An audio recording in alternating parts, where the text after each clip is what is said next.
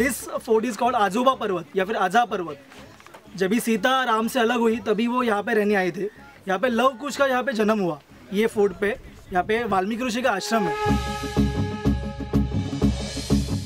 महाराज प्रौढ प्रताप पुरंदर क्षत्रिय कुलावतंस गो ब्राह्मण प्रतिपालक हिंदवी स्वराज्य संस्थापक हिंदू पतपातशः हिंदू राष्ट्रपालक निर्धारित म्लेच्छक्षय निदान सिंहासनाधीश्वर पुण्यश्लोक छत्रपति शिवाजी महाराज की जय।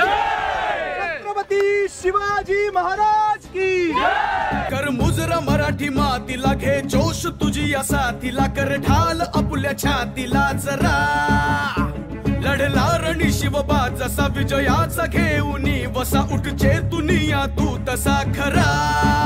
जे वेस्टर्न सह्याद्री त्या रेंज मधला सर्वात सेकंड हायेस्ट पॉइंट याला मानला जातं। पहिलं कळसुबाई, दुसरं आजा पर्वत। मातीची राख शान तू दे वादळा आव्हान तुरण शिंग फुंकुनी रहा उभा झुंज दे झुंज दे झुंज दे झुंज दे झुंज दे। साधारण आम्ही 11:30 वाजता चढायला सुरुवात केली। मजा करत, कोणी थांबत व आरडाओरडी करत असे सगळे आत्ता अर्ध्यापर्यंत पोचलेत। अर्ध्यापर्यंत म्हणजे हा वाल्मिकींचा आश्रम आहे मागे, तिथपर्यंत पोचलेत।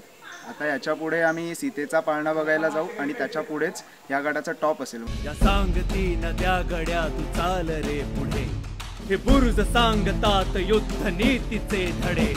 या सांगती नद्या गड्या तू चाल रे पुढे। ह्या गडाबद्दल एक आख्यायिका आहे की या गडाचं नाव आजोबागड कसं पडलं तर वाल्मिकींकडे जेव्हा सीता राहत होती त्या लवकुशांचा जन्म इथेच झाला। वाल्मिकींना लवकुश आजोबा म्हणायचे, त्यामुळे या गडाचं आजागड किंवा आजोबागड असं म्हणतात। हे बुरुज सांगतात युद्ध नीतीचे धडे भेटू दे वनवाउरी तुझ्या। आपण हे जे मागे बघताय, ज्यावेळी सीता रामापासून विभक्त झाली त्यावेळी सीता इथेच येऊन राहिलेली आणि इथेच वाल्मिकी ऋषींनी लव आणि कुश जे रामाचे 2 पुत्र होते त्यांना वाढवलं आणि त्यांच्यावरती संस्कार केलेले आणि हीच ती पवित्र जागा जिकडे वाल्मिकी ऋषींनी समाधी घेतलेली। या सांगती नद्या गड्या तू चाल रे पुढे हे बुरुज सांगतात युद्ध नीतीचे धडे भेटू दे वनवाउरी तुझ्या। आणि इथूनच म्हणजे आश्रमापासूनच वरती 1 तासावरती सीतामाई पाळणा असं म्हटलं तर जिथे लव आणि कुश जन्म झाला असा पाळणा तिकडे लावलेला आहे। हे 2 ठिकाणे इथले मुख्य आकर्षण असतात जे ट्रेकर्स बघत असतात।